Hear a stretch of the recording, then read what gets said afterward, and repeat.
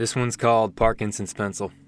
I got this proclivity for creativity, a ceaseless hunger and insatiability. Like what you call lustful men, let's say virility. But right now, this blank paper stares back at me distractingly as if to ask the question, what will you write about, Mr. Author? Some kind of confession? Revealing obsession? Some retelling of your recollection? Don't forget you have to build a personal connection if you want to leave a lasting impression. Don't take this harshly, it's just a suggestion that I once read in the comments section. You ruminate on your food for thought with mental indigestion. I'm not here to fix, just fixate. Point out each and every imperfection. Paper doesn't talk, or so I thought, or was I sniffing an ink blot that some shrink got? Uncertain, I bet this condition could worsen if I wasn't alert when doubt came to my door, grumbling, cursing.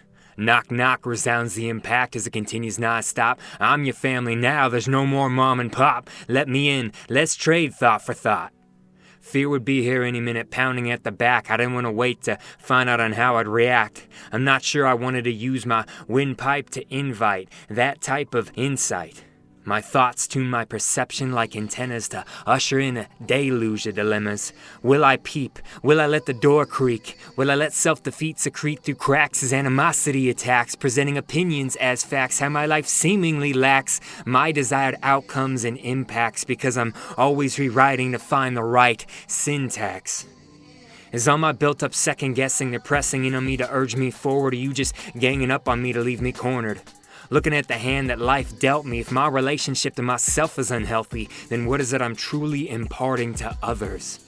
After all, an obligation looks at inspiration and smothers, feels like screw it, don't get your head out of bed, keep it under the covers. Close the blinds and hope no one peeks through the shutters. That's when a voice breaks through. Yeah, what about hope? What about joy? What about this gift from God that you employ where the hours whittle away as you continue to toy with what I gave both you and Leo Tolstoy? That deep thinker that likes to tinker, that all-day demeanor to the point that when the sun's gone down, you're still the daydreamer.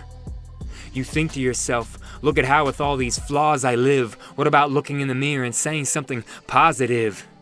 Remember, one of my nicknames was a man of sorrows. Based on the life I lived, that's not a name someone graciously borrows. For you to ignore the story you've heard of me has got to feel like exploratory surgery. You're hunting for something instead of confronting what you're wanting. Are you too afraid to ask the Prince of Peace to tear down the framework of your internal beliefs? You're looking at me like you're not aware of bliss. So be it. Sit on the couch. I'll be the therapist. Yeah, mom's got MS, dad's got Parkinson's. Duly noted. The diagnosis startles them. But the difference for them is they trust. You bottle up disbelief until it erupts. Is that why you retreat to being lost in thought? Attempting to control that which you cannot? You've seen how the disease firsthand implicates when you've been up for over a day and a half and each hand gets the shakes. Be as mad as you want, but the one who hung on the cross relates. I know what it's like in that moment when the human vessel finally breaks. What do you want to entertain?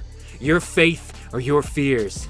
That you're spending too much time chasing after careers? Kid, you can't see when the end of the timeline appears, and in worry and in doubt, you discredit each blessing as it nears. You're gonna have to choose what's okay to lose, what's right to refuse, where to give grace in place of the excuse. So for all the times I wanted to talk that you would rebuff, I have to ask with holes in my wrists, was my effort enough? I said it was doubt, but it was determination knocking at the door. I thought it was fear, but it was in fact faith asking me for more. No more questions, no more blank paper. As far as sunk costs go, someone already sank greater.